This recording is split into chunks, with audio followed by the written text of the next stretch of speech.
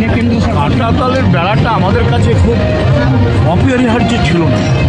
বাংলা এবং ভারতবর্ষ, আমরা পশ্চিমবাংলা, বাংলা, আসাম, ত্রিপুরা সীমান্তবর্তী যে জায়গাগুলি আছে, রাজ্যগুলি আছে, বাংলার সঙ্গে আমাদের সম্প্রীতি বোধ, বাংলার সঙ্গে আমাদের চলাফেরা, এটা আমরা মনে করি ওই বাংলাদেশটা সোনার বাংলা আর আমরা বাংলা একাকার হয়ে যায়। সুতরাং এই কাঁটার বেড়া দিয়ে আমাদের মধ্যে এই বন্ধনটা খুব জরুরি ছিল না। আজকে পাকিস্তান থেকে এই বাংলাদেশকে মুক্ত করতে 71 সালে ভারতবর্ষকে অনেক খেসারত দিতে হবে। আমাদের ভারতবর্ষের বহু সেনা প্রাণ হারাতে হয়েছে।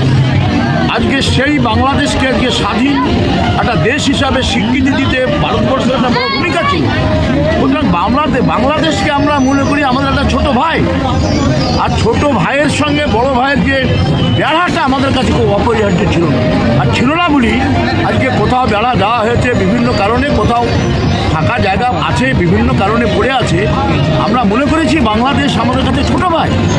এখন ছোট ভাই আর বড় ভাইয়ের মধ্যে একটু গণ্ডগোল লাগাবার চেষ্টা করছে বাইরের কোনো শত্রু। কারা করছে, কী করছে আমি ব্যাখ্যায় যাচ্ছি না। এটা যে মানে ভারত সরকার দেখবে, সেটা তারা বুঝছেন, তারা দেখছেন, সে ব্যাপারে তারা যা যা করার করবে। কারা উস্কানি দিচ্ছে, কারা আজকে যুদ্ধাস্ত্র পাঠাচ্ছে এবং কারা সেখানে গিয়ে মৌলবাদী শক্তিকে শক্তিশালী করার চেষ্টা করছে, সবটা আপনারা বুঝছেন।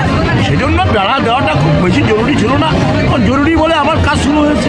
একটা বাড়িতেও যখন আমরা দেখি একটা ভাইয়ে ভাইয়ে জমি সম্পত্তি নিয়ে গণ্ডগোল হয়, তখন একটা ছোট ভাইকে বা বড় ভাইকে সব কানে বিষ ঢালে ওই জমিটা নিবি না এই জমিটা নিবি, তোর বাবা ওকে বেশি দিয়ে গেছে, ওকে কম দিয়ে গেছে।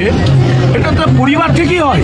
আর একটা দেশের সঙ্গে একটা দেশের বিষ তো যারা ঢেলে যারা করছে, যারা বাংলাদেশ ভুল বুঝছে, একদিন নিশ্চয়ই তারা বুঝবে। আবার তারা বুঝবে যে ভারতবর্ষের কী অবদান বাংলাদেশের ক্ষেত্রে আছে। তাদের আজও আমাদের এই কদিন আগেও যখন এত ঘটনা, তারপরেও 87 লক্ষ মেট্রিক টন চাল দিয়ে বাঁচাতে হচ্ছে। আজকে তারপরেও আজকে বাংলাদেশকে আমাদের সাহায্য দিয়ে বাঁচাতে হচ্ছে, ছবি দেওয়া হচ্ছে। এরা বুঝবে মৌলবাদী শক্তি আজকে ওখানে তাকে উস্কানি দিয়ে আজকে একটা ধর্মের নামে জিকির তুলে সংখ্যাগুরু এই জায়গাটাকে একটা ছাত্র আন্দোলন, সেখানেও একটা বিচ্ছিন্নতাবাদী ঘটনা ঘটেছে।